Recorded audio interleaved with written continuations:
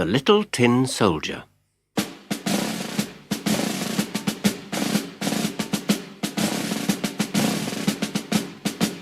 For his birthday, a little boy was given 25 tin soldiers in a box.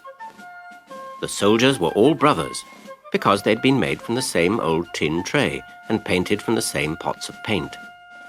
They stood to attention with their rifles on their shoulders, looking straight ahead, wearing smart red and black uniforms.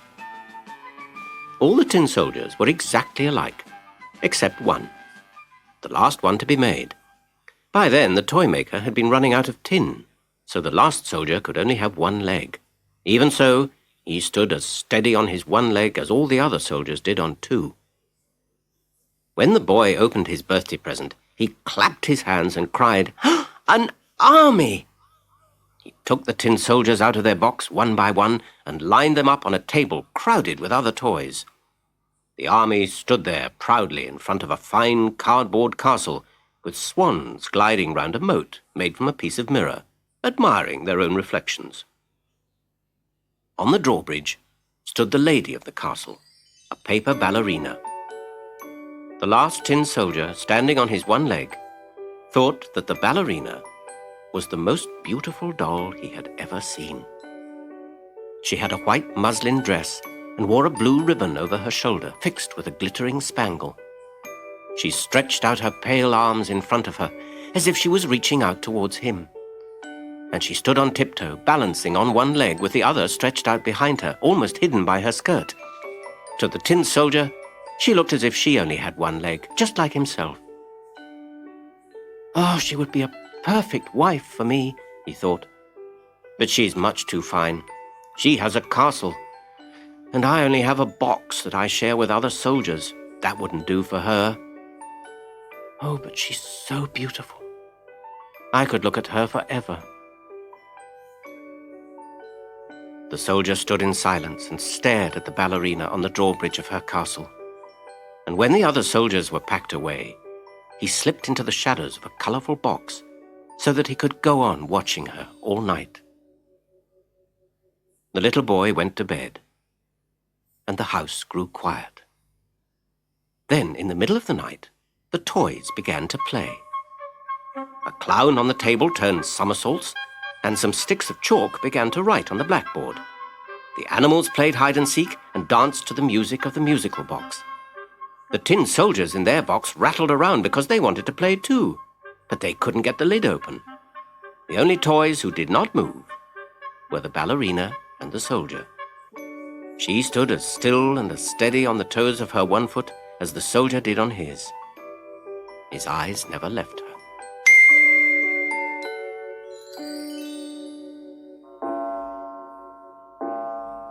The clock struck 2, and the lid of the brightly coloured box sprung open. Bang!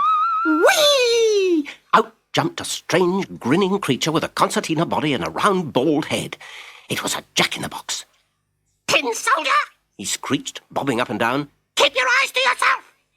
The tin soldier pretended not to hear, but he blushed as red as his uniform. "Staring at our princess! Who do you think you are? A prince? A hero? You wait till tomorrow!" And the jack disappeared back into his box with a squawking laugh. Next morning, when the little boy set out his soldiers for battle, he put the one-legged soldier by the window as a lookout. Was it just the wind, or the evil magic of the jack-in-the-box? Suddenly the window opened and the soldier toppled out. He fell all the way down to the street and landed head first on the pavement. The boy ran downstairs to look for him, but although he almost stepped on him, he could not find the little tin soldier. Then he was driven back into the house by a sudden downpour, and the tin soldier was left alone among the splashing raindrops. When the rain stopped, 2 children came by and found the soldier. Then one said, "Look at the gutter, it's like a river." They made a boat out of thick paper, put the tin soldier aboard, and sailed the boat down the road. The water raced down the flooded gutter, and the boat was soon going very fast. The tin soldier was trembling with fear, but he stood as steady as ever and looked straight ahead. Then the water in the gutter suddenly poured down a drain into the sewer, taking the boat with it. inside the smelly sewer. Everything was dark. "I wonder how all this will end," thought the soldier. "I'm sure it's all the fault of that Jack-in-the-Box." A big brown rat that lived in the sewer came up behind the boat and shouted, "Passport! Show your passport!" The tin soldier said nothing, but held his rifle firmly. The rat swam after him and gnashed his teeth. "Stop him!" he shouted to two pieces of straw and a little twig. "Stop him! He doesn't belong in our sewer, and he hasn't got a passport!" The twig snatched at the boat and tore it a little, and water swirled around the soldier's one tin boot. The water flowed faster and faster, but there was a light at the end of the tunnel. He heard a huge roaring sound, and then the sewer gushed out into the military canal. There was no chance of stopping the boat, and as it toppled over the brink of the waterfall, it spun round and was filled to the brim with water. The tin soldier shut his eyes and thought of the ballerina. "I shall never see her again. If only she knew that I was being brave, then she might like me for that at least." Finally, the paper boat sank beneath him, and the soldier began to drown.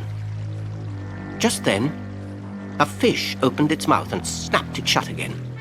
The soldier found himself in the fish's stomach, which was even darker than the sewer. "What a way for a soldier to die," thought the tin hero. "Eaten by a fish." As the fish swam along the muddy canal, the tin soldier was joined in its stomach by a tangle of weed, 2 snails, and a worm. Then he had to duck as a silver hook slid down the fish's throat. The fish began to jerk from side to side as it was hauled out of the water. The soldier and the snails rattled around in the darkness. Then, at last, the fish lay still. Some time later, a ray of light appeared, and the blade of a knife almost sliced the soldier in two. A woman's voice cried, "Look, it's your old tin soldier." The fish had been caught by a fisherman and sold in the market, and who do you suppose had bought it and taken it home to cook for supper? Yes, it was the mother of the little boy, the same little boy who had lost his lookout man. She took the tin soldier into the living room where her son was playing. "Look what I found inside the fish. What an exciting journey he must have had." She placed the tin soldier back on the table among the toys he knew. And there she was. The little ballerina was still standing on one leg, reaching out her arms towards him. She was as steady and as beautiful as ever. And he was so relieved to see her again, he almost cried. He looked at her, and she looked at him. But neither of them spoke. Suddenly, the little boy grabbed the soldier. "Just think where he's been," he said. "Blech!" And he threw him into the fire. But he didn't really know why he'd done it.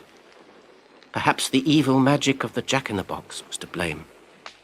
The tin soldier lay helpless on the rough black coal, hot flames licking his red and black paint. His rifle twisted and curled in his hand, and he began to sweat drops of tin. Through the stifling smoke, he could see the Jack-in-the-Box bobbing and grinning on his spring. But there, too, was the ballerina on her drawbridge, her arms still reaching out towards him. The flames burning at the heart of his tin body felt like the flames of love as he looked at her, and she looked at him. Then someone opened the door of the living room, and a sudden breeze caught the little dancer. She flew like a fairy right into the fire. In an instant, her muslin dress flared up, and she was gone. The next day, when the fire was cold, the boy's mother swept out the grate.